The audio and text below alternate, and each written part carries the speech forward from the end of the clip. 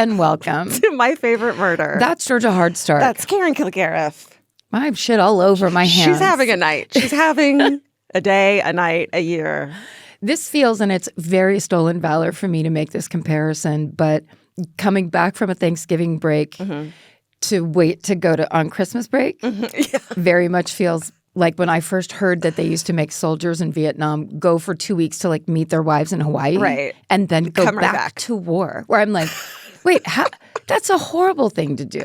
Yeah, I hear you. We have 2 more weeks until we're on Christmas break. Yes. And this is hard to go back. It's like we went on tour. That was insane. I still can't get over the fact that it's over. It's I over. still can't believe that. I know. And then it's also like hard to go away from like people cheering for you forever. And then also now it's like, welcome back for 2 weeks. No one was excited to see me when I went home for Thanksgiving. No one cheered in the kept looking at people going, you do realize that I just spent 3 months experiencing. I'm sorry. Do you know who I think I am? You better get on board with this. How are you? I'm good. Because we've been on tour, I wanted to bring the dogs home for Thanksgiving. So I drove up north as if I don't count in the big Thanksgiving travel nightmare. Right. It's different for you. It's like different. Me, I've been doing this for so long, I know how to do it or something. The way home, it took me 12 hours to get from San Francisco to Los Angeles. Everyone needs to know it's a 6-hour drive usually. So it's as if I drove home to Los Angeles and then back to San Francisco, essentially. That feeling when you get to the Grapevine and you're like, I'm almost there, but you're fucking not almost there because that's when the worst of the traffic starts. Because the 99 and then this thing with the trucks comes and it is like a big nightmare, big Y of traffic, and then you sit there for 3 more hours. Jesus, I'm sorry to deal with that. Listen. I stayed home. It was... You were fine. Excellent.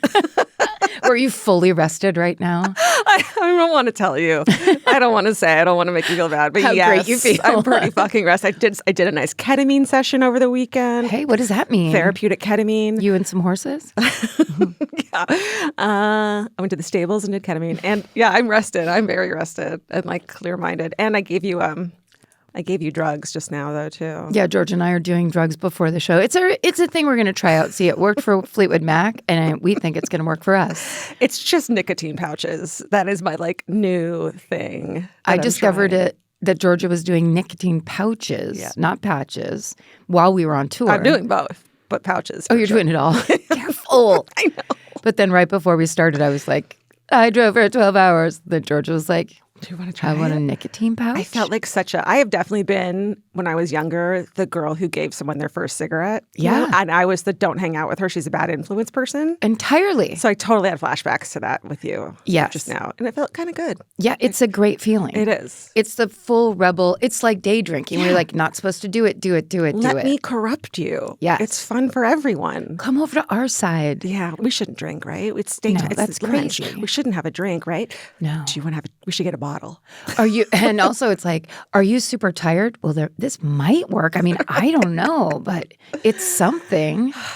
Yeah. Are you feeling it? I think I do. There's like I feel like things got a little more in focus. Yeah. Does that make sense? It does. I did it so hard the other day that I was in such a good mood that I called my mom and had a great conversation with her, which only happens when I have at least one drink. Then we have a great conversation about cats and about, you know, I don't know, nice things. Flowers. Yeah. But this time you were just like, oh, what's up, Mom? Hi, I love you. Yeah. I mean, look, as my therapist said, and I've said a million times on the show, everybody needs a little oblivion. They do. And even if it's nicotine oblivion in a pouch, like you're an old cowboy. Yeah. I love I do too much oblivion. I do what my therapist calls I win by losing. Where I was like, I get back at something I'm mad at by drinking. Yeah. And it's not hurting the thing I'm mad at. No. It's fucking up the thing I am. Which is you. Which is me. Yep. Always. I know, but it's like, then they shouldn't have invented it.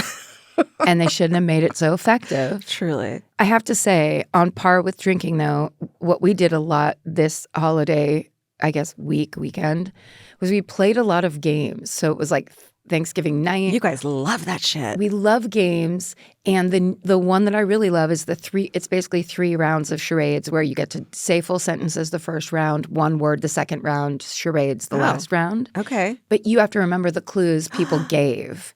Why? On the other teams, because then you'll get, it goes back in the same bowl. It's called fishbowl. So you can just point at that person and be like, what they did. Exactly. Oh, that's like fun. That and then like bowling or whatever, and then Yeah. people know. Okay. Yeah, it's very fun, and it's fun because people think they're not going to be good at it, and they're great at it because they just want to win, and it's hilarious. We just played Jenga.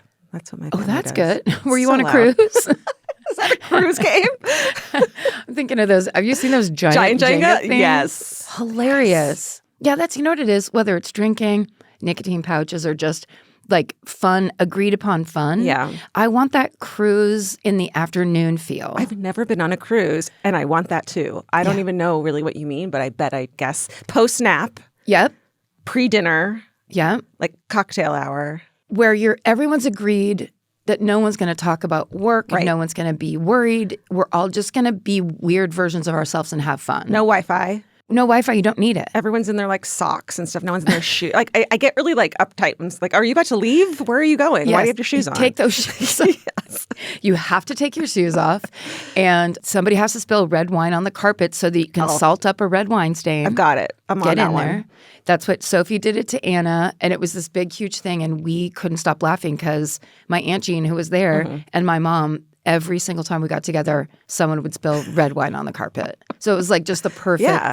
It's good luck. Yeah. Speaking of good luck, this is my favorite word. No, we don't do that anymore. That's a live show thing. Aw. I know, and that's sad. It's over. We have some responses from you guys. We sent out our newsletter asking you what you're thankful for. Thanksgiving in general, if you have anything to tell us about stuff that went down, or yes, what you're thankful for, anything. Okay. Just I have write a in. sweet one. This one is called Thank You for More Than Just the Tough Times. Dear Karen, Georgia, and the MFM team, I wanted to take a moment to thank you for getting me through not only the tough times, but also for teaching me how to embrace the good ones. I may not be your typical fan or listener. I'm a 47-year-old Mexican father of 2 daughters, 21 and 24, living up here in Edmonds, Washington. But I've been with you since day one. What? A brother from another mother, as they say. Yes. Your insight and humor gave me the tools to better communicate with my daughters. Oh, my God. I've passed along the MFM protocols, encouraged them to stand up for what they believe in, and remind them that caring for their 4-legged friends is just as beneficial to their own well-being. Yes. Those lessons have meant more to me than you know. Although I have 2 sisters of my own, you both have become the West Coast sisters I never knew I needed. This guy's trying to make me cry, I and know. I'm not going to do it. It says a bunch of really sweet things, and then it says, thank you for being exactly who you are and for letting me be part of this community. With warmth and love, SSDGM, Angel. Angel, this is such a delight to know that you are here with us. Sweet baby Angel's here with us. Sweet baby Angel. We should send him a shirt. Let's do it. Well, this goes very much along with that email. And it just says, hello, ladies, and felicitous compliments of the holiday season to you. Oh, Wow. It's the Monopoly You're man. an English major. Oh. So I thought of something that might help you with folks who frown upon the idea of a true crime comedy podcast. Tell them it's just like how the TV show MASH is a comedy about war. Ugh. How genius is that? Brilliant. Like a dark comedy. Right. This ought to help soothe people's feelings. Well, at least people over 40 years old. Seriously.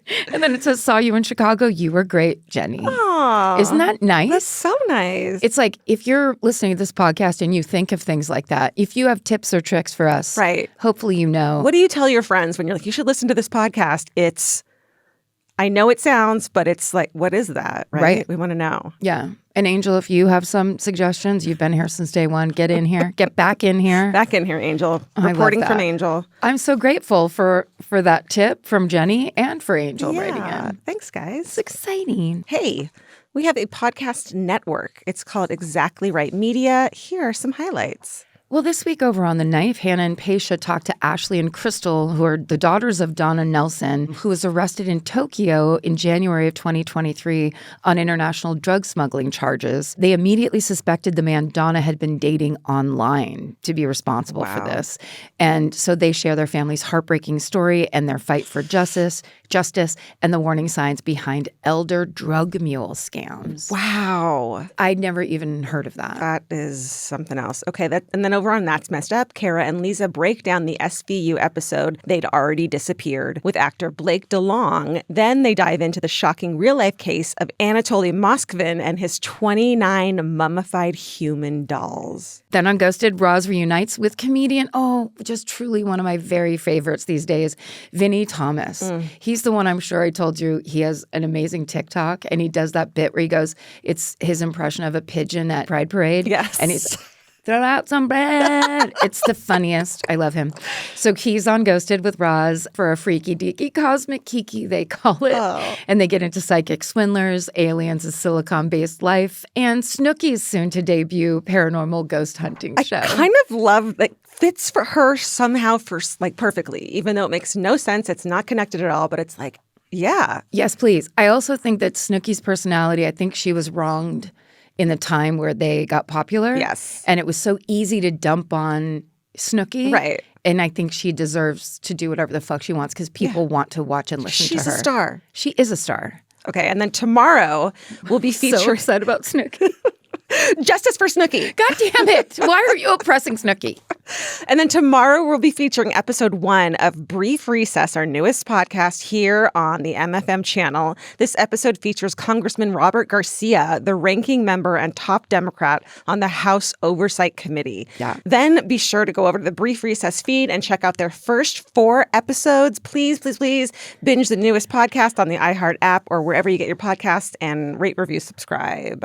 Also, Brief Recess is on YouTube. They're just as much a video podcast as they are an audio one. So go watch them at youtube.com/@briefrecess. Also, attention holiday shoppers, the Exactly Right store has been fully stocked with gorgeous trinkets and treasures for you and your loved ones. We have added, do you want to go through this list together? Sure. I own this one already. We have the SSDGM necklace, the Stay Sexy and Don't Get Murdered pendant necklace, and it's so beautiful. Let me get my dirtiest hand in there. Beautiful. I have the gold one and I wear it all the time. It's fucking beautiful. It's like not shitty. It's not shitty. And also, what a cute little bag. It says, my favorite murder established 2016 on the front. Keep your nicotine pouches in it. It's worth it just for that. Let me see if I can pouch this up right now. We have a Mothman plushie keychain to hang your keys up here, but then you got a Mothman down here. Cute details on this. Can little we get leg. a catnip one of these, Nicole? Oh, that's a great idea.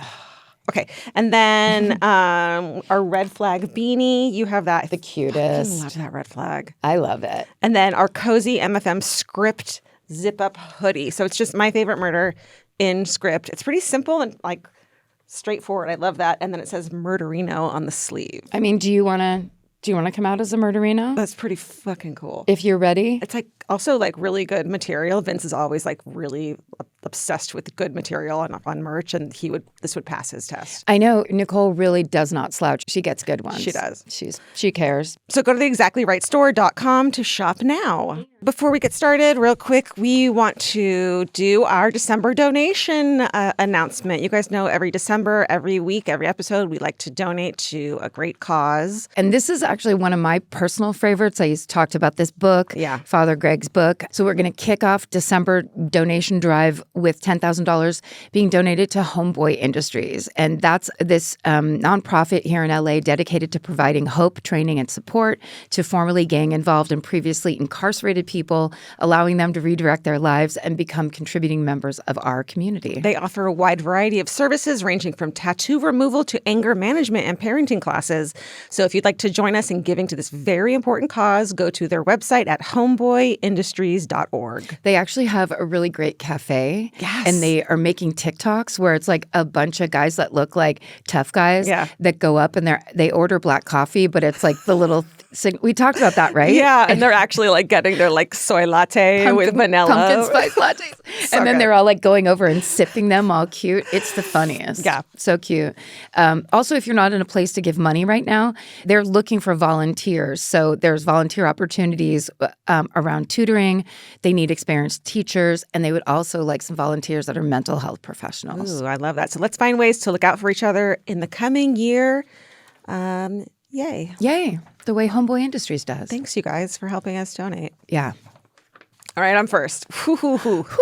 I have been I guess the word isn't looking forward to telling you this story, right? Because it's MASH. It's a comedy about Vietnam. There's real war in these. Right. So it's not looking forward to, but the story is fascinating. And we're going to Australia for this one. So this is a story of the mysterious death of a young woman in Australia about 15 years ago. It's a troubling case that doesn't have a clear answer. It's not a cold case necessarily. But the most troubling part is probably how the initial investigation was handled. This is the story of the mysterious death of Phoebe Handsjuk. And I actually heard about this from a 2016 six-part podcast series called Phoebe's Fall. And it was an investigation by Michael Batchelor and Richard Baker, who are both reporters for the Melbourne newspaper The Age. It's one of those classic deep dive. They interview the whole family and friends and just really get into this case and ask the great questions that never were asked by the police. So It's a really good podcast. Highly recommend it. And it's always stuck with me because the girl Phoebe reminds me of me or us or murderinos or people we would know. She just seems very... Oh, let's just get into it. Okay. On Thursday, December 2nd, 2010, at about 7 p.m., the concierge at a luxury high-rise apartment complex in Melbourne called the Valencia goes to the refuse room on the ground floor where all the trash from the high-rise's trash chute goes. So each floor has a trash chute. Trash goes to this room. She is looking for a broom to sweep something up. But when she tries to get into the refuse room, the door is stuck. When she gets the door open, she sees blood and a body, and she panics. She first calls her boss, then the police, and it's quickly determined that this is a young building resident named Phoebe Handsjuk. Police very quickly come up with an explanation that Phoebe had taken her own life, and because of this, they make many mistakes over the course of their very short investigation, and it will leave many questions unanswered. The first thing they do is they don't check for a pulse. They don't check for signs of life. And it's the homicide detectives. So, like, you'd think that they know to establish that immediately, right? Like, that's the first thing you do. Is it assumed that if they're there, it's because it already has been established? I don't think it's supposed to be. Okay. Because the whole thing is, like, signs of life is, like, important. And so they don't even check her pulse. I mean, yeah, so that's what's going on. But let's talk about Phoebe. Phoebe had been 24, and she had lived with her boyfriend, who's 45. They live in that luxury apartment on the 12th floor of this building. The apartment belongs to Phoebe's boyfriend, and they've been together for about a year and a half, and Phoebe had moved in fairly shortly after meeting him. We do know that their relationship was somewhat rocky, and Phoebe had talked about ending it on multiple occasions and maybe even tried to end it and just kept going back to him. This man is, I'm just going to call him Anthony. That's his name. But he had been cleared of any involvement in or knowledge of her death by the coroner. So I'm not going to say his last name, but you can find it anywhere. Yeah. The journalists from The Age take pains to say that they are not arguing with that finding, that he's not involved. But because his name comes up a lot in connection with this case, and at the same time he's not been charged with any crime, I'm not going to use his last name. But in any case, his name's Anthony, and he's kind of a mover and shaker in Melbourne as he's a very successful producer of major events. So he kind of is like in the know. He goes to like all the cool parties. He throws all the cool parties. You know, he's got money, that kind of thing. Yeah. His parents are both judges. His father is a retired Victoria Supreme Court judge, and his mother is a district judge. So, you know, well off. And like also well respected in the community. Yeah. His sister is sort of a socialite and is known to be a minor cocaine dealer, although she won't be convicted of this for several more years. And when that does happen, when she does get convicted of it and found as selling cocaine, she gets a very light sentence because of her parents' connections. I mean, so to have two parents as judges? Yeah. Wow. Like good luck going through the system. You are the system. Right. Yeah. So meanwhile, Phoebe. Right? Come on, still got it. Meanwhile, let's talk about Phoebe. She's born on May 9th, 1986, and grew up in a lovely part of Melbourne with her parents and two brothers. It seems like she had a really lovely childhood, and she's known for being creative and beautiful and like stops people in their tracks. But she also seems like she seems like she'd be a murderino. She seems very artistic. She seems like the cool girl in high school who like always took photos and was in like art classes and photography classes, and she had a pierced lip and like short spiky hair. She was just cool. She was a cool girl. Yeah. Someone you'd want to be friends with. Yeah. Just really quick on that. Yeah. I just saw a TikTok that was all about having hobbies is not just like a pastime or a distraction. Like hobbies, especially in women, teaches you how to care about the things, like care about yourself and invest in yourself and then develop. So it's like you start it a hobby and you're like, say, playing the guitar. And if you just keep doing it, eventually you'll get good. And then you can actually do something with it. And that idea where it's just like that. I love the idea of like girls in high school that are like, I want to be a photographer. I'm into photography. And it's like, you don't have to do that forever. Right. Just like chase that kind of instinct and get I'm into all about those like temporary hobbies and just like what's new, what's next. Try it out. Yeah. See how you feel. And so she has a rebellious streak. Totally reminds me of me in the 90s as a precocious teenager. She starts going out to clubs with fake IDs when she's 13, starts drinking and doing drugs. It's exactly what I did. And this would be Melbourne in the 90s. So at 16, Phoebe gets her first job at McDonald's. And this is just kind of like a way to show you how she was and what she was like. I love the story. She hates the job. She quits after her second day.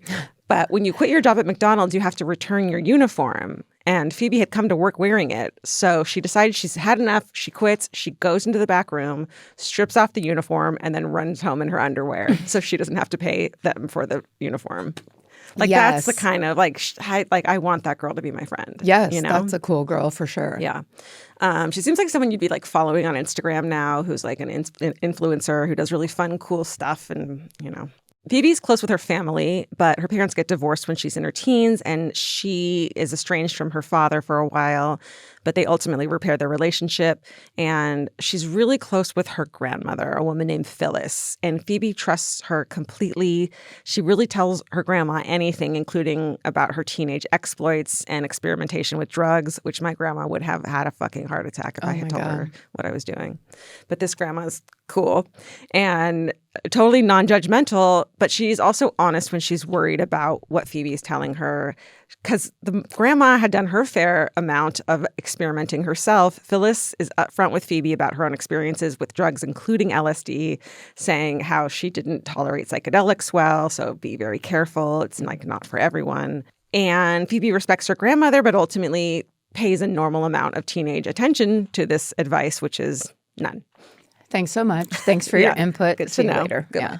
And so she definitely struggles with to some extent with mental health and with drug and alcohol use, as a lot of us do. It sort of blurrily fits into what is considered the expectations for young people.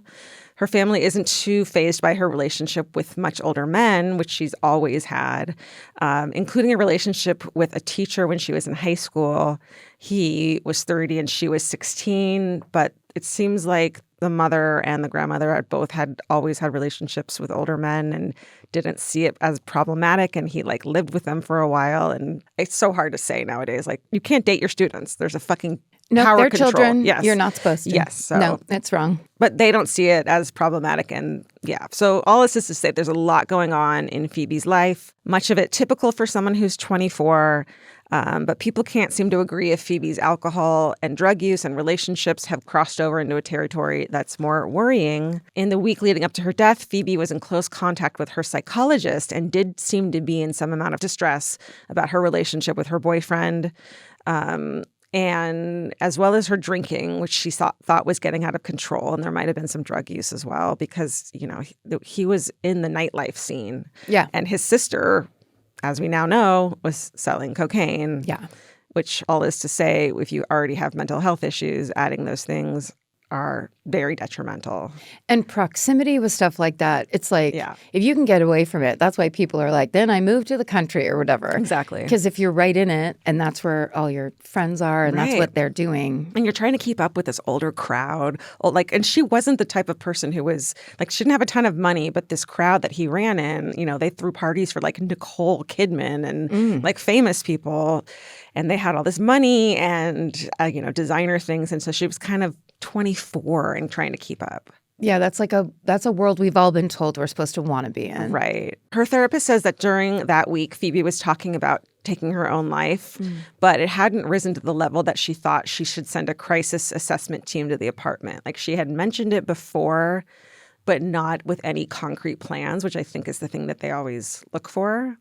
And she later says that she regrets not sending someone to help her.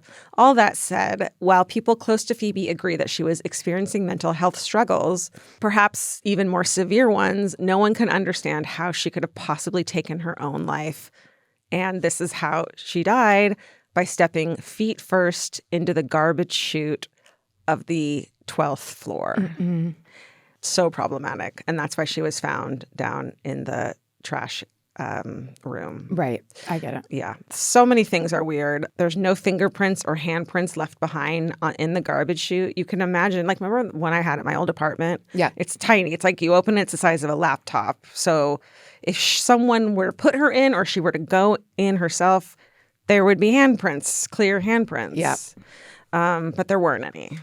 And it's unclear totally if it was like they just weren't any usable prints or no prints at all. Like fully wiped down. Exactly. Mm-hmm. Both of which are, don't make a lot of sense. The other thing, too, is that her family and friends say that, she did struggle with mental health. She did have a hard time taking her medications all the time. So her being suicidal wasn't totally out of the realm of possibility. But they point out that she had a balcony. Or they point out that she was just this free spirit who loved nature. She would have taken her own life in a different way. She was an artistic, creative person. You don't put yourself in a fucking trash chute. Like, that's not, you don't do that. It sounds unrealistic, but it's also just like, it feels like if you're in a moment like that, you're not also trying to torture yourself in that way. It's very, very suspicious. Like, you'd think that the police, the first thing they would do when they got there would be to assume that to assume immediately that is suicide is so far-fetched. Yeah. Right? Yeah. Like, to conclude it eventually, maybe. But to assume it immediately and treat the investigation that way is super suspicious. Yeah.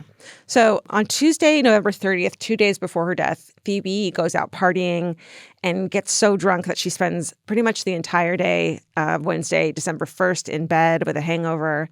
Phoebe's family says this happens sometimes. And on the morning of December 1st at about 10:30 a.m., Phoebe sends out a group text to her mom, brothers, grandma, her boss, and her boyfriend, the one she lives with, and it's concerning. And so I'm going to read it to you. It's very odd.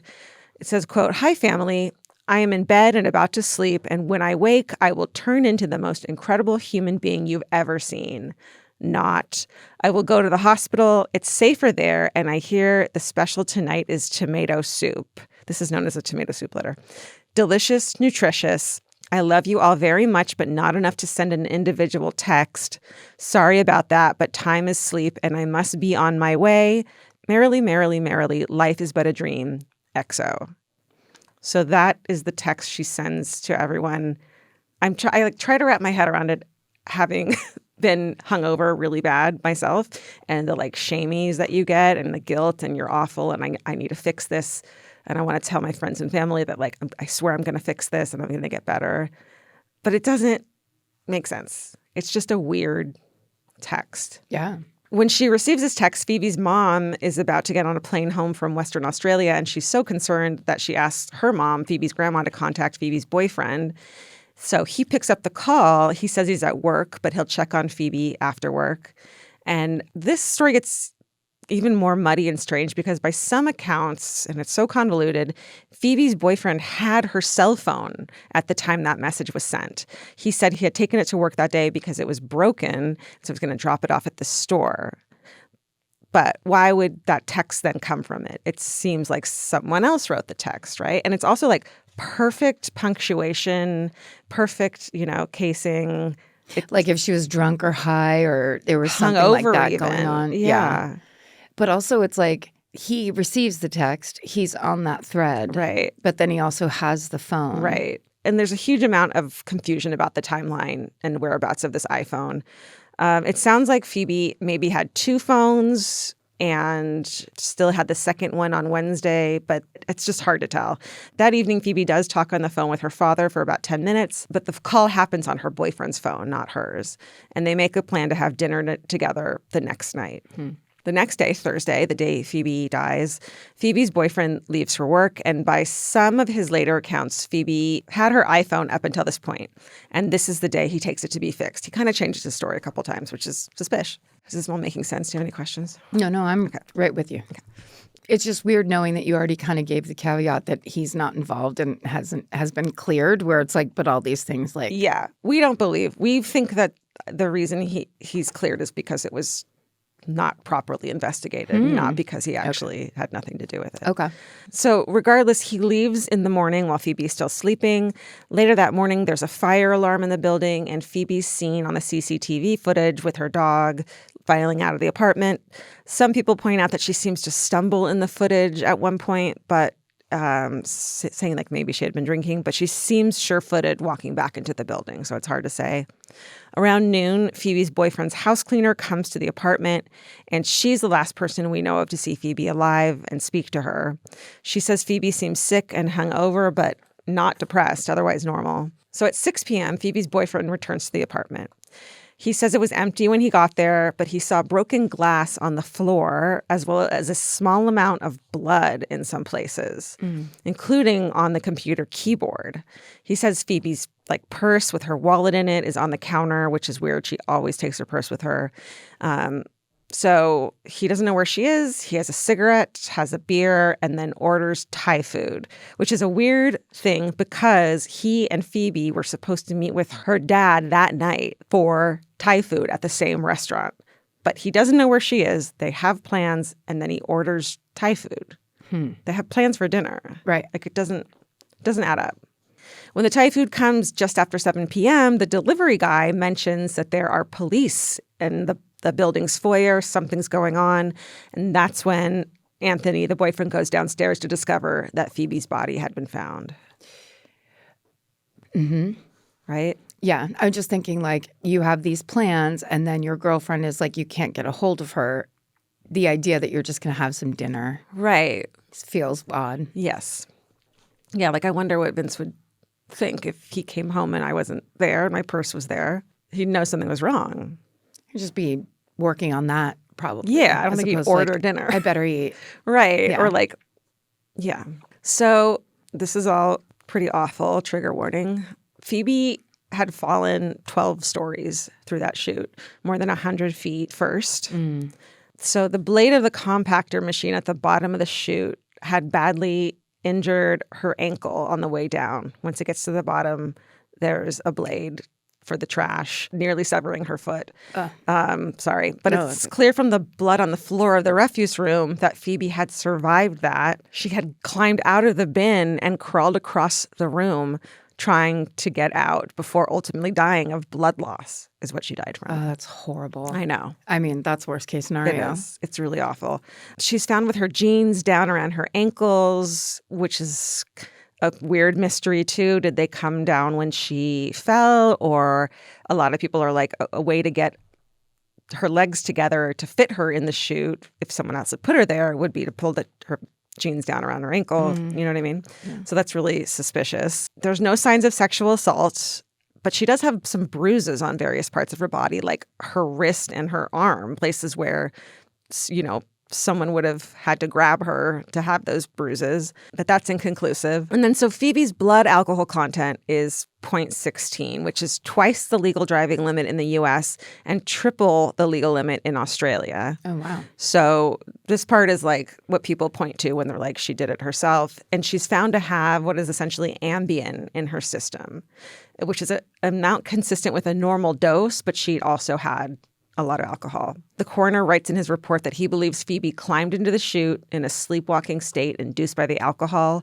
and sleeping pills. But Phoebe's family points out that they had seen her drunk on numerous occasions because she didn't have a particularly high tolerance. And they did say she was very quick to lose her sea legs, but they are extremely skeptical that she could have climb into the chute with that amount of alcohol in her system. So it's almost like they're saying that the alcohol and Ambien made her do it. Everyone else who doesn't think so are saying, how could she have done that if she were on that much alcohol and Ambien? Yeah. And like, yeah, I mean, and why? You have to ask why she would do that. I just don't, it doesn't make sense. Especially knowing that she lived through it. Right. Where it's like, why would you do a thing that wouldn't, if you're going to go through something like that and make a decision, right. then it's the aversion. If she put herself in there, I don't think she would have known she was going to die. So if she actually was wanting to take her own life, there's so many other ways to do it. But if she was like totally impaired right. alcohol and Ambien, maybe it wasn't a decision-making right. process that was like normal or linear. But if she was totally impaired on alcohol and Ambien, how could she have climbed up into the chute, fit her entire body, you know, like, and without leaving prints behind? Yeah, right. It's just weird. Yeah, it's weird either way. So the chute is about 3 feet off the ground, and it's one of those ones that doesn't stay open unless you hold it open. And there's really nothing to hold on to if you were going to climb in. It's just in a wall. And it would be easy enough to get one leg in, but you'd have to be very small and very strong and very agile to get in. And that said, Phoebe is actually incredibly fit.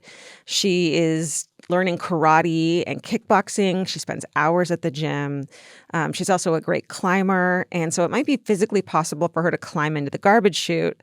But at the same time, the fact that there's no usable fingerprints or handprints, Phoebe's or anyone else's, is very suspicious. So this is the botched investigation. There are many, many missed opportunities at the beginning of this investigation where the Melbourne Homicide Squad does not gather crucial evidence. For starters, as I said, no one checks her body for signs of life. She clearly was alive for some amount of time after her fall because of the crawling. So there might have been a chance that she was hanging on still when help first came. So the investigating officers are part of Melbourne's homicide squad, as I said. So it's not like the idea of this case involving foul play would have immediately been dismissed out of hand. Like, that is not the first thing I would think if I saw the scene, is she took her own life. Not at all. Right? No. I mean, I wouldn't. When they investigate Phoebe and her boyfriend's apartment, they do find the small bloodstains on the wood floor, shattered dishes nearby, but they don't take the shattered dishes to see where it came from. There's 2 glasses that had been used, like cups, on a bench. Like, to me, that says 2 people had been there. They also don't take samples of her blood, and they don't take her cell phone that she has and her computer as evidence to just see what's in there. Yeah. There could be a suicide note, maybe. They don't even check that. And they don't take the laptop for that reason. There's also blood on the laptop, and they still don't take it. That's crazy. Yeah. Police also don't take the building's CCTV footage on the day of Phoebe's death. They look at it. The building manager who is in this podcast says that, like, he offered it to them. He told them that it's on a 2-day loop. And so it erases itself every 2 days. He lets them know that. He offers it to them, and they don't take it. And they don't even look to see, like, just to like who's in the building, yeah, entrances and exits, like even just to like rule it out that no one was there. Yeah, that's very strange, right? It's only after more than 2 days have elapsed that the police contact the company that services the building's CCTV footage to try to recover it. And unsurprisingly, most of it's gone. And this includes all the footage of the garage under the building, which would have shown who came and went around the time of Phoebe's death. That doesn't track at all. No. It's just basic police work, no matter what kind of crime you're looking at. There also appears to be no footage from Phoebe's hallway or the room where the garbage chute was. The police also don't lock down any particular crime scene. So there's actually 3 crime scenes if you really look at it here. There's the apartment, there's the room where the chute is, and then there's the refuse room. Those are 3 crime scenes that should have been cordoned off. Not one of them are. And Phoebe's boyfriend and his family, judges, are in the apartment the whole time this is going on. They're allowed back in the apartment. Oh, no. Allegedly. They don't take any of Phoebe's electronics for months, and by this time the SIM card from her iPhone is gone, and her boyfriend admits to getting rid of it, thinking it wouldn't be useful for anything.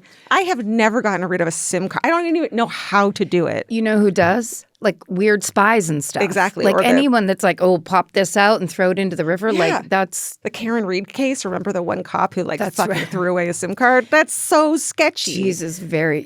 No very, one gets rid of SIM cards. No. I have my phones from like 2006 still. I wonder if you could find out what's on there. I've tried. It's really boring. Oh. It's like just photos of it's really dumb shit. It's so dumb. It's so like bad photos of dumb shit. Don't look back. Don't look back. Don't do it. But also, I didn't really put the, I mean, sitting with this, and then it's like you suddenly can see like, and allegedly, I'm making this up, but it's just like trying to assemble some sort of idea of what was going on that night where it's like, two judges are in the apartment, basically dictating what is and is not going to happen. Maybe, maybe not. Who knows? Yeah. But that idea as one theory suddenly is like, oh, right. Don't look at that. Shut that down. Don't go over there. Like, this is over. You'd also think that they would want that to happen. Yes. If they didn't think that he had anything to do with it, they would be like, what are you doing? This isn't protocol, right? Yes, and get everybody in here and have everybody talking. The only people who think it's suicide and who think she took her own life is him and his family. Yeah. Like, that is fucking... It's not great. That's not great. Mm-mm. They immediately are telling, like, their friends and people they know that it's suicide. Like, putting it on Facebook instead of that she took her life. Figure out what happened. Yes, they're the only ones who think that it's not suspicious. That's, to me, is like the biggest red flag. It's not great. No. Also, her sunglasses were found with her. Why would she have her sunglasses on? I mean. You know what else they didn't do is check the trash bins where she was found.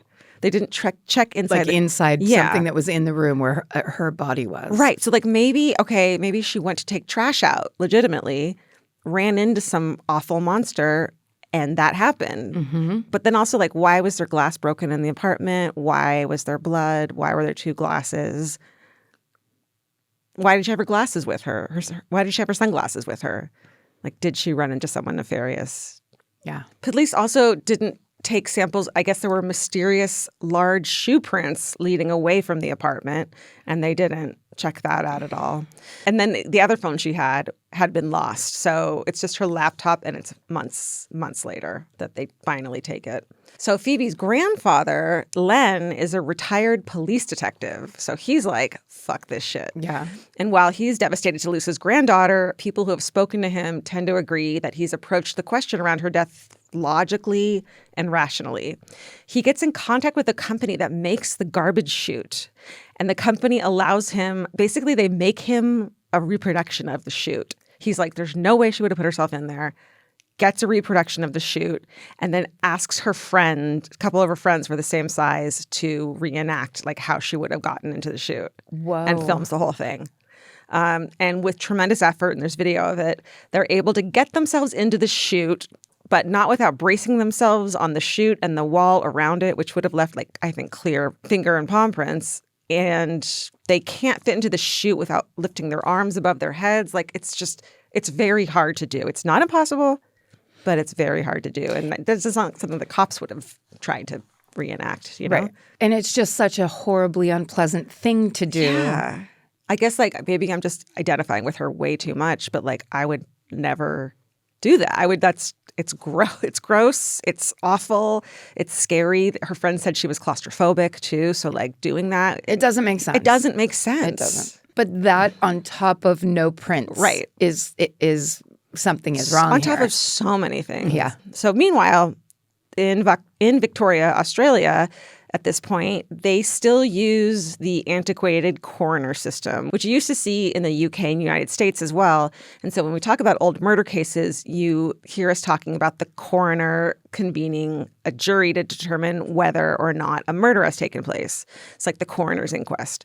And then criminal charges stem from there. So the coroner initially rules it an open finding. That's what he rules the death as, meaning there's not enough information to determine Phoebe's manner of death. So it's an open case.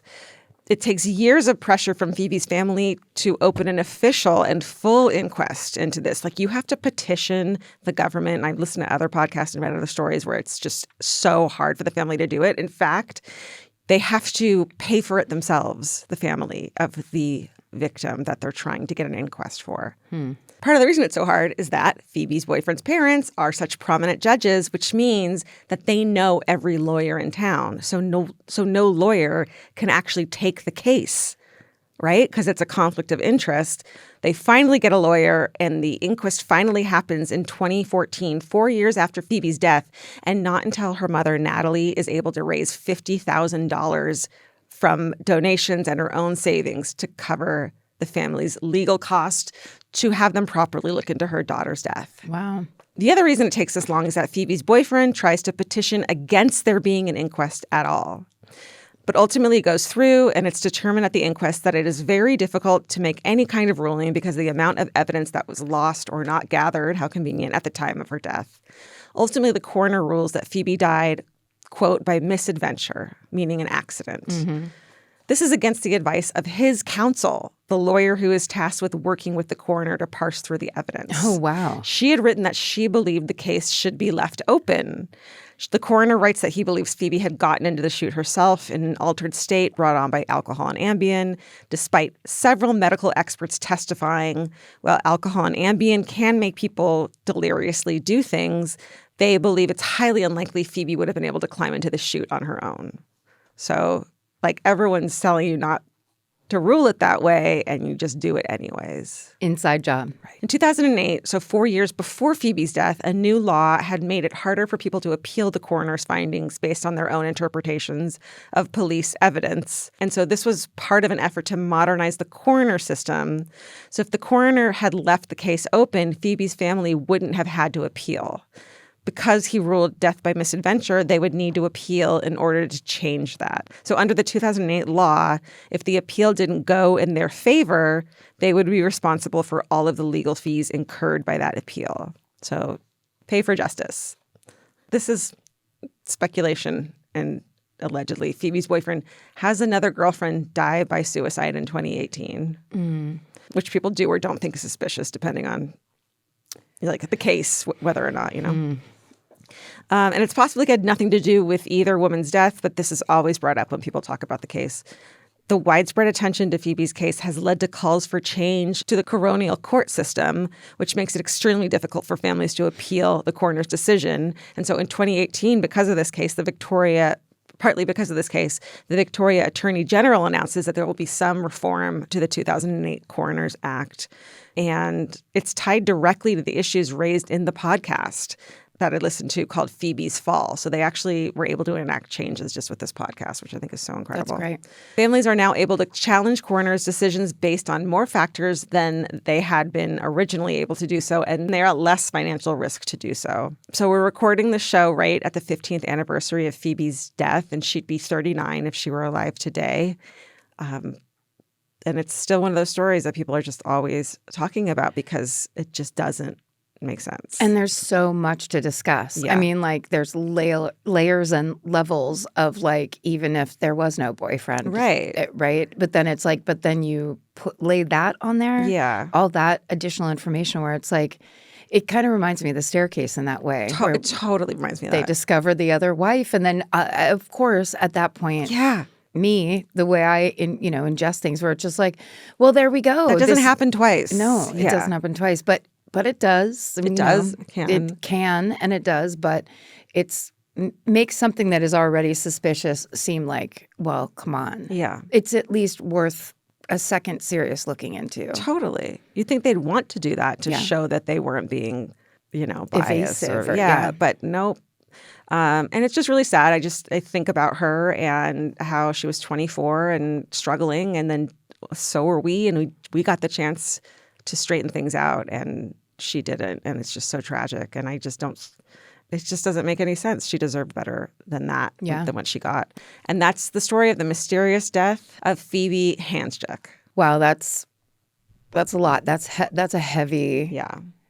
That needs to get solved. There's Phoebe's Fall. Definitely listen to it. It's from 2016, and they've done other stories since then. And it's just a really great investigative podcast and interviewed a lot of people, a lot more details than I was able to put out there. And it's making change. Like, it's actually affecting people who are wanting to look at it. Wow. Yeah. So can you change direction now, please? I would love to, and I'm going to. Great. Although it's not, it's still over in the dark place where we like to spend our time. Okay. Because today my story is about a legendary maritime disaster. It's about a massive ship that gets caught in a horrible storm and then vanishes into thin air. Oh. But it's not on the open ocean. It takes place on one of the vast, volatile Great Lakes, 50 years ago, many loved ones of those who were lost in this maritime disaster are still alive and still grieving. It inspired a legendary Gordon Lightfoot song. This is the story of the sinking of the SS Edmund Fitzgerald. Holy shit. Vince has been watching, because he's from Michigan, right? So, like, he knows all about it. So Yeah. he's been watching, like, the documentaries and TV shows. It's crazy. Yeah. I don't know anything about it, though. I didn't really either. And I didn't think I knew the song. And then I listened to the song and I was like, oh, this has just been kind of playing in the background. Because, like, I grew up in what do they call that? AM Gold era of the 70s, where you just turned on the radio and there was like amazing music. Yeah. And Gordon Lightfoot was one of those voices, a famous Canadian kind of traditional singer, but then he had like some amazing hits. And he just very recently died.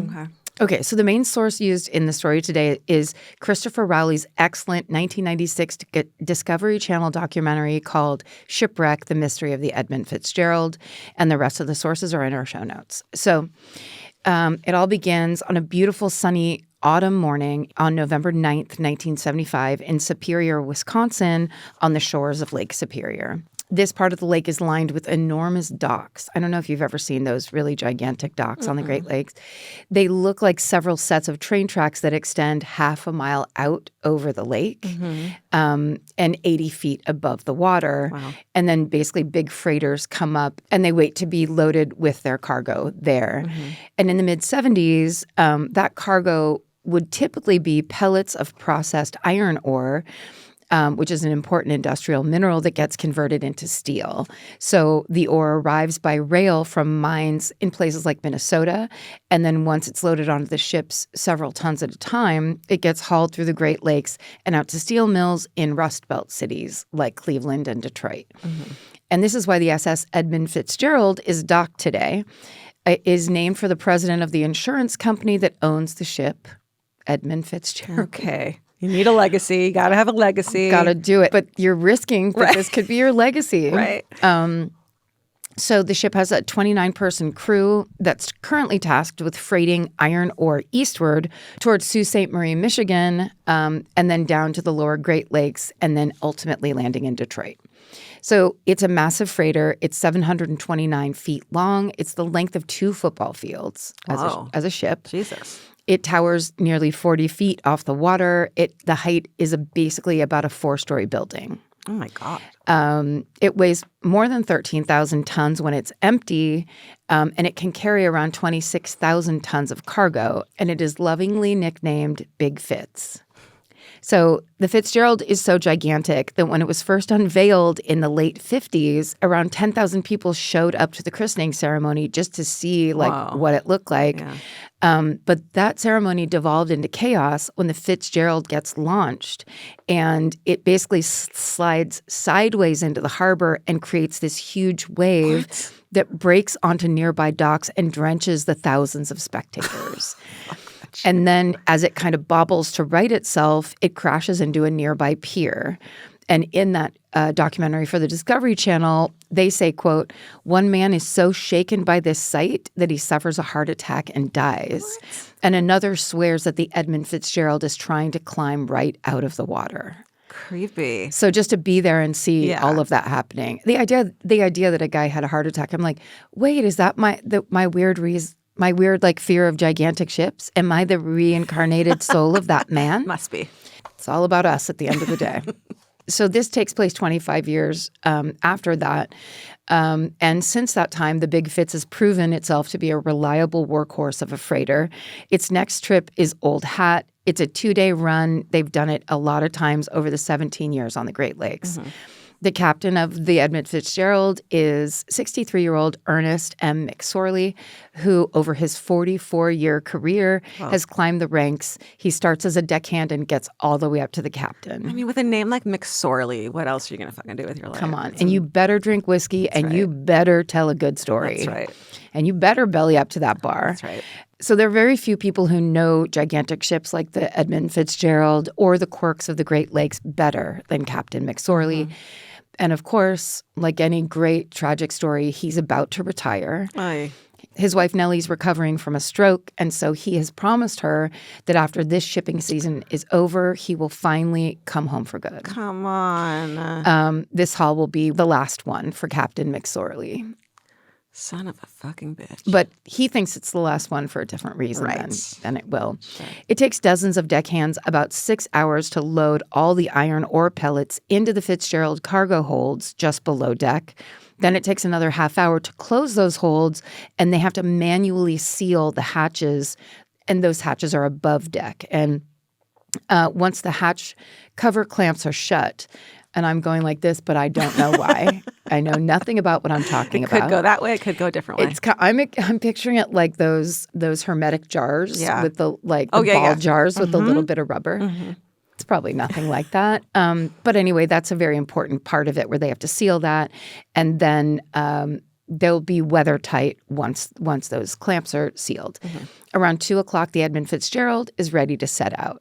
It's a warm, beautiful autumn day in Superior, Wisconsin. It makes it seem like everything's going to be smooth sailing. But the Great Lakes are known to throw a few curveballs weather-wise, especially at this time of year because it's autumn, so the water's still a little bit warm from the summer, but the cold fronts come in, and that's how you get all the action. Okay. Again. Good to know. I don't really know this. I am reading. So if you grow up in this part of the United States or Canada, you know kind of how all this works. But if you didn't, like us, the Great Lakes are very large. Collectively, they span 95,000 square miles, and they hold about 20% of the entire planet's fresh water. What? Yeah, wow. They're a big deal. And one of them, the one that the Edmund Fitzgerald will be crossing in this run, is Lake Superior, and it's by far the largest. Superior contains about half of the Great Lakes' total water. So of the 20% on the planet, 10% is Lake Superior. Mm-hmm. Not sure if that math is right. Sounds right. But basically, that would be somewhere around 3 quadrillion gallons of water. Fuck. So we're up above trillion. Yeah. Into an area I don't like to go to. I'm not there. Please, let's not. That's enough to flood the entirety of both North and South America 1 foot deep in water. Holy shit. Mm-hmm.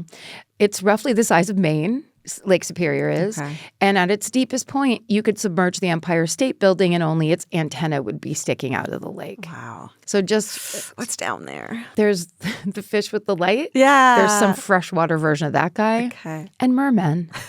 So... what Captain McSorley is now sailing across, I don't think sailing is the right word, traversing, has the ability to generate and amplify its own weather systems, just like the ocean. Whoa.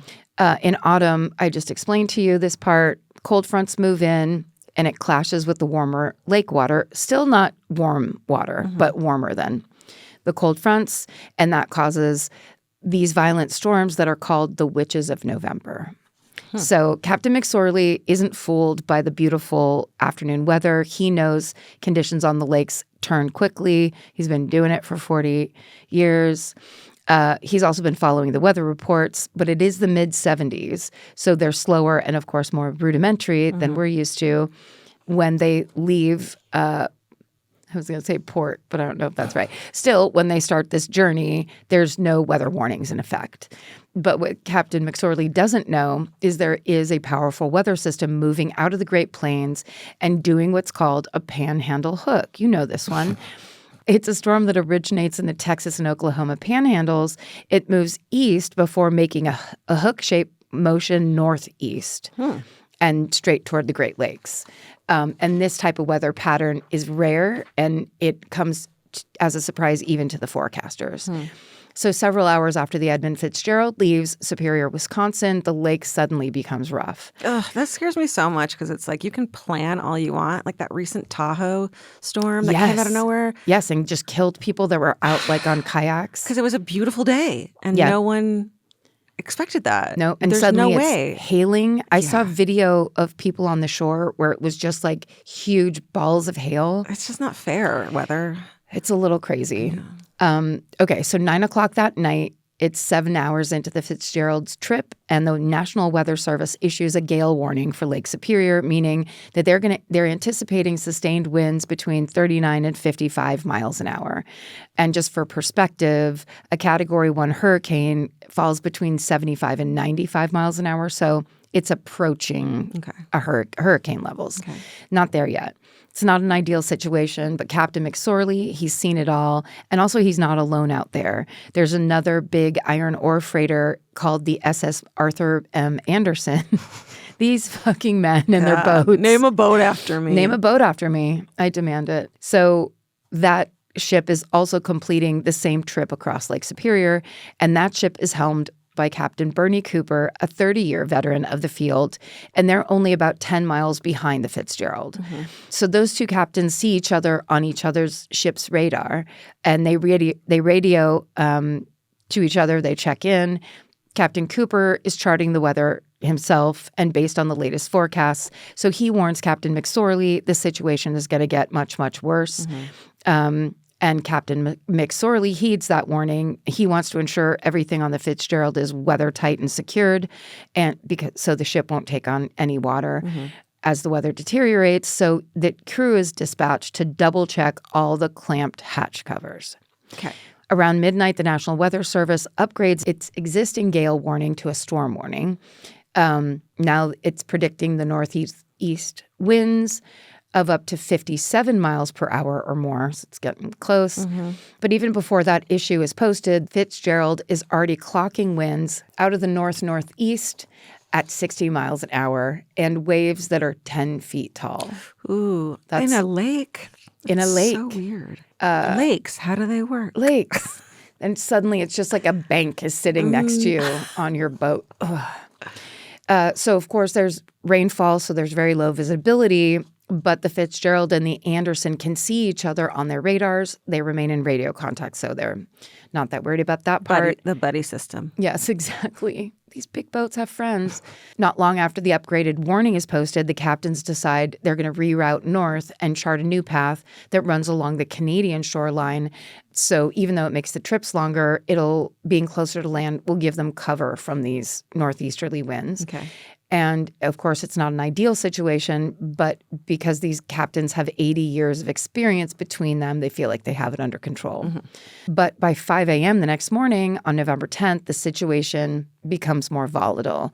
The skies above the two ships on Lake Superior darken, the clouds swell, and the captains find themselves in the thick of a brutal storm.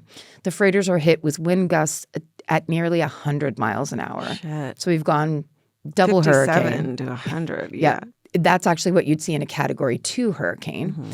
Huge waves dump water onto the decks as these ships rise and fall on the Superior like little bath toys. Mm-hmm. They have no other option than to keep moving. So around noon that day, the two captains decide it's time to turn back south towards Sault Ste. Marie. But this is a little tricky because it requires passing an area called the 6 Fathom Shoal, which is a shallow, mile-long underwater reef. But it's not a coral reef. It's made up of huge, jagged rocks. Cool. And those are rocks that could absolutely, of course, rip up the belly of a ship like this. Mm-hmm. Normally, captains have to avoid the shoal. In this storm, they can't maintain the control to avoid the shoal. Mm. Large waves are knocking the freighters around while making it hard to get a visual on the shoals themselves. So they can't see, and they know they're going toward them, and then it starts to snow. And it snows really hard. Fuck. And before long, they're in whiteout conditions on the lake, and they can only track each other by radar. Then around 3 p.m., which is a full 24 hours into this trip, Captain Cooper looks at his radar, and he sees that the Fitzgerald is dangerously close to 6 Fathom Shoal. So around 3:10, he radios Captain McSorley, but McSorley brings up an entirely different problem, which is he says the seas are so high, they're interfering with the Fitzgerald's radar system. And so he's now blindly navigating on Lake Superior in whiteout conditions with waves the size of 3-story buildings. They've gone up to 3. No, thank you. McSorley tells Cooper the Fitzgerald is taking, quote, heavy seas over the deck. and listing to one side, which means the ship is taking on water. But McSorley doesn't know if that's because the waves, just purely because of the waves, or because of their structural damage below deck. He tells Cooper his crew is working to pump out all the water to right the ship. So then the captains come up with a plan. McSorley is going to slow the Fitzgerald and give Cooper a chance to catch up to him because they were about 10 miles apart. And then McSorley is going to follow the Anderson to the nearest safe harbor because they have radar. And that will be several miles away in Whitefish Bay, which is on the eastern end of Lake Superior between Ontario and Michigan. But by 4 p.m., hurricane-force winds are still blowing, more snow is dumping down, and in these violent waves, Captain Cooper struggles to keep a visual on the Fitzgerald. So the Fitzgerald couldn't see them, and now he can barely see the Fitzgerald. The navigation issues that McSorley mentioned also mean that Anderson can only intermittently see the ship on his radar, and it keeps basically dropping on and off the map. So now it's 5 p.m. Anderson's still trying to catch up to the Edmund Fitzgerald. And, of course, Captain McSorley is on edge. He's radioing to any and all reachable ships to check his position since his radar's down. He actually connects with a Swedish vessel in Whitefish Bay. He tells that ship's crew that waves are still washing over his cargo deck and that in his 40 years, he's never seen a storm this powerful. At 6:40 p.m., Captain Cooper reports a succession of two 35-foot rogue waves that knock into the Anderson. The Discovery documentary describes these waves as, quote, as powerful as those found in a mid-ocean cyclone. Fuck. So it just goes... You seen that video of the fucking wave in the ocean when that tanker... Oh, my God. It's the scariest fucking thing I've ever seen in my life. Is it when they used to do the North Sea things? You're like, oh, whatever. Yeah. How do they do that? I don't know. And then they kind of just get used to it. It's like that's what regular life is like. No. Please don't make us do that. Stop making us become sailors. Just start crying. At 7:10 p.m., Captain McSorley radios over to the Anderson again, and this time he talks to First Mate Morgan Clark, who can see the Fitzgerald on the radar. He gives McSorley his position, and when Clark asks the captain how he's faring, McSorley simply replies, quote, "We are holding our own." Those are his last words. Minutes later at 7:15, the Edmund Fitzgerald drops off the radar, and it never reappears. By 7:30, the storm is still raging on Lake Superior, but the snowfall lightens up a little bit, so visibility improves. Based on the Fitzgerald's last position, Captain Cooper thinks he could be getting closer to them, but when he looks out to catch a glimpse of them, he can't see anything. Like, he can't see them at all. Yeah. And at the same time, the Anderson's first mate, Morgan Clark, is trying to reach Captain McSorley again by radio, but there's no answer. So a rattled Captain Cooper calls the Coast Guard, the U.S. Coast Guard, tells them he's worried that something terrible has happened. So the Coast Guard launches an immediate search for the Edmund Fitzgerald, but there's a problem. All their big rescue ships are too far away, and the smaller boats can't go through that storm. They can't weather it. The Coast Guard starts with an air search, but they don't see any sign of the Fitzgerald at all from the air. A ship that's the size of 2 football fields seems to have vanished. Shit. The immediate presumption, of course, would be that the Fitzgerald sank, because basically what else could it be? But the idea that it could go under that quickly without Captain Cooper or one of the Coast Guard planes seeing it at all is pretty unbelievable. And just for a very rough comparison, the Titanic, which is much, much larger, but still it's, comparable. Yeah. It took 2.5 hours to sink. Right. So the idea that suddenly it's just gone. Is crazy. Yeah. With a few other options available, the Coast Guard asks the captains of 8 large ships sheltering in Whitefish Bay to join this search. Basically, they're asking all these captains who have just come in from a storm to go back out. Yeah. So nearly all of them decline, but 2 do agree. One is Captain Don Erickson of the William Clay Ford, which is another big ore freighter, and the other is none other than Captain Bernie Cooper of the Arthur Anderson. So those 2 ships spend all night searching for the Edmund Fitzgerald. They find nothing. Wow. That is until 11 a.m. the next morning when they see a battered lifeboat, which Captain Cooper says, quote, looked like a giant hand had just taken and torn it in 2. Searchers also spot an oil slick with some more debris floating in the water. There's nobody in the lifeboat? It's just the boat. torn in half. Shit. Yeah. They see an oil slick and more debris, like an inflatable raft and some life jackets. But by this point, any hope for survivors is gone. The lake water is less than 50 degrees, which is only survivable for a short window of time, even when the water's calm. But this water is not calm, which makes it even more lethal. A Coast Guardsman named James Hawbaugh will say, quote, "We searched for 3 days in probably the roughest seas I've been in my life, including the North Atlantic and hurricanes in the Gulf." Yikes. On November 14th, 4 days after the Edmund Fitzgerald disappears, a U.S. Navy plane using magnetic detecting gear hits on a large object at the bottom of Lake Superior, right around where the Fitzgerald was last seen on radar. And using the military's equipment, searchers are soon able to determine that this is, in fact, the Edmund Fitzgerald split in two on the bottom of the lake, 17 miles away from Whitefish Bay, where they were trying to get to. That means Captain McSorley almost got his crew to safety. Yeah, 17 miles is not a lot. It's so close when it's 2 football fields. Yeah. But even after the ship's located, no one can agree on what actually caused it to go down. 2 federal investigations are conducted in the late 70s. Both concede we'll never know exactly what happened. But they both suggest the likeliest culprit were those hatch covers on the cargo holds. Oh, those bell jar things you were talking The about? bell jars. Yeah. The little, Go like hatch. that. A report suggests that they might not have been clamped tightly enough, and in the storm, huge waves pouring onto the deck, there's so much lake water spilled into the cargo holds, and basically the ship became so waterlogged that it went down. It made it go down fast. Yeah.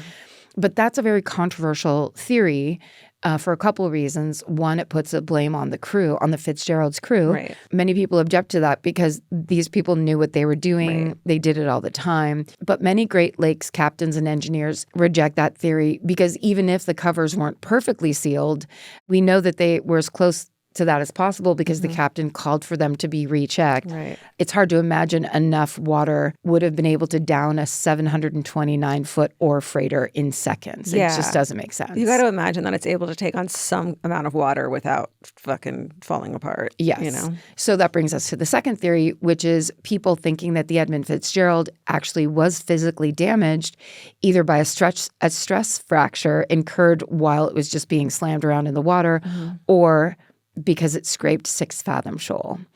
And that's what Captain Cooper thinks happened. He theorizes that the fatal blow actually happened hours before the sinking. When Captain McSorley first reported the Fitzgerald was listing, Captain Cooper has said, quote, "I don't care what anybody says. At 3:10 in the afternoon, she," meaning the Fitzgerald, had either bottomed out or had a stress fracture in the hull. That's the only 2 possibilities. She was sinking from that time on. Yeah, that makes sense. That makes much more sense. Cooper also points out it's totally possible Captain McSorley didn't even feel the fatal blow or scrape because the lake was so turbulent that it was like one of many things going on. Right. But that still doesn't explain why Captain McSorley, who was using his radio, didn't call anyone as the ship was actually sinking. Right. It adds to the suspicion that it went down within seconds. Yikes. So whether you ascribe to the theory about the hatches or the damage, many people also think that there was a final catastrophic rogue wave that took the already compromised ship and buried her before any of its crew could escape or call for help. Yeah. You'd think if it sunk, like at least some people would have gotten off of it. Gotten away somehow And also the fact that it's just cracked in two. Yeah. So we'll never truly know what happened. And that, of course, has been a source of pain for the crew's loved ones over the years, many of whom first learned about the wreck of the Edmund Fitzgerald by watching the nightly news. Oh, man. Horrible. So very soon after that wreck, Canadian traditional singer Gordon Lightfoot, who's beloved anyway, some great hits. I think Sundown might be one of my favorite songs of all time. And he has that really good low voice and the beard. And he's a hot guy. Drinks Miller Genuine Draft or something. Yeah, he was like the vibe of the mid to late 70s. Yeah.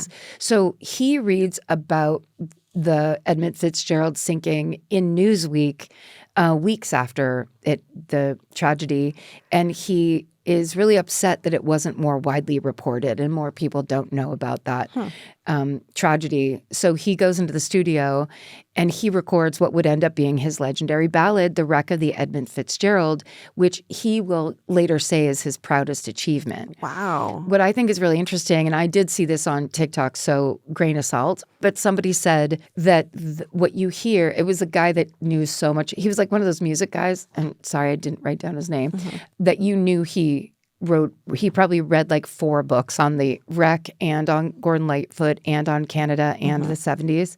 He had a little pork pie hat. And he said that basically Gordon Lightfoot got like an Irish traditional ballad, like those are the chords he was using, and they just wrote the actual words. And they went into the studio to record it, and he just told everybody, just like play what you feel because it's a really simple tune. And they got the first take. And then when they tried to go do it again, like the real version, it just didn't feel right. So what you hear when you hear it is their very first take ever of the song. That's wild. It's very cool. And like people were asking questions. He's like, I don't know, just do what you think sounds good. And like that's what it ended up being, which then ended up being #1 on the Canadian charts and went to #2 on the American charts. So it was a huge hit. Yeah. Again, not as good as Sundown. Okay. I shouldn't be arguing that in this story. Truly, it's like all of Canada knocks on our door. So to this day, the bodies of the crew of the Edmund Fitzgerald remain buried in Lake Superior, 530 feet underwater. And over the years, the crew's friends and families have come to see the wreck site as a burial place that should be respected as such. They've made it clear they don't want dives to the wreckage. They don't want anybody bothering it. They want everything to remain on board as it was and just for it to be like that sacred place. But for most families, there's been one exception to that rule. In the mid-90s, they agreed that the Edmund Fitzgerald's bell, which is the heart of any ship, should be excavated and brought up and used as a monument. Wow. It's a huge endeavor involving careful planning and a team of expert divers, but ultimately it's a success. And in 1995, the bell is removed and replaced with a replica that lists the names of Captain McSorley and his 28 crewmen. Wow. And the same year, during a dedication ceremony for the bell, each man's name is read aloud one by one, and as they are, their respective family members ring the bell to honor their lost loved one. Aww. Don Donarski Jr. of the Great Lakes Shipwreck Historical Society is among the speakers at this event, and he says in his speech that, quote, "As we remember the men and hear the tolling of the bell, we should grieve, but we should also celebrate their lives as well. As the bell is in their hearts, so they are in the bell.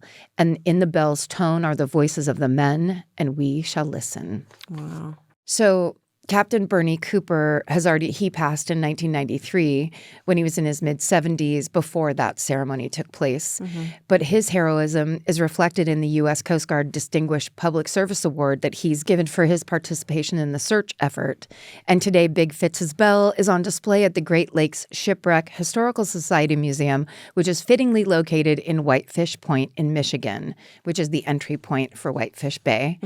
Just a few weeks ago, in November of 2025, events commemorating the 50th anniversary of the wreck of the Edmund Fitzgerald took place there, and as many as 3,000 people showed up to pay tribute. Wow. So those in attendance would have heard the ship's bell ring 31 times. Since that very first ceremony back in the 90s, 2 additional bell ringings have been added. It rings 29 times for the Edmund Fitzgerald's lost crew. It rings a 30th time for all sailors lost on the Great Lakes. And since 2023, there's an additional ring commemorating Gordon Lightfoot himself, who passed away that year. No way. Yeah. And what's interesting is that Gordon Lightfoot actually wrote the song and then talked to surviving loved ones and tweaked the original lyrics if there was anything that like he got wrong or that he changed. Basically, the song has undeniably preserved the history and kept the story of this horrible disaster alive. And the week of November 13th, 2025, when it was the anniversary. The Wreck of the Edmund Fitzgerald topped the U.S. Billboard's rock digital song sales for the very first time because 4 million Americans streamed it that week. What? Yep. And that's the story of the sinking of the SS Edmund Fitzgerald. Wow. Vince is going to be so pleased that I now know what the fuck happened. What all that's about. Yeah. I mean, it's so funny because it's like there's so many people that really love that song and it's important to them. Mm-hmm. But also, if you want to absolutely destroy a karaoke night, you sign up for that song. In a good way or bad? Destroy it like the worst way, where everyone's like, because it's a bummer and there's probably 95 verses. Like you're just like, and it's the same thing the whole time. Okay. That's good to know. Because destroy can mean anything. If you're out to ruin someone's karaoke birthday party. There you go. That's my recommendation. Write in if you disagree with me and you're super upset right now. Speaking of being super upset, this has been my favorite murder. That's right. We've helped you process some big feelings today. You've helped us so much. Yeah. And is it 2026? Not yet. Oh. We're going to make it to the end. Real soon. So soon. Real soon. Until we do, stay sexy. And don't get murdered. Goodbye.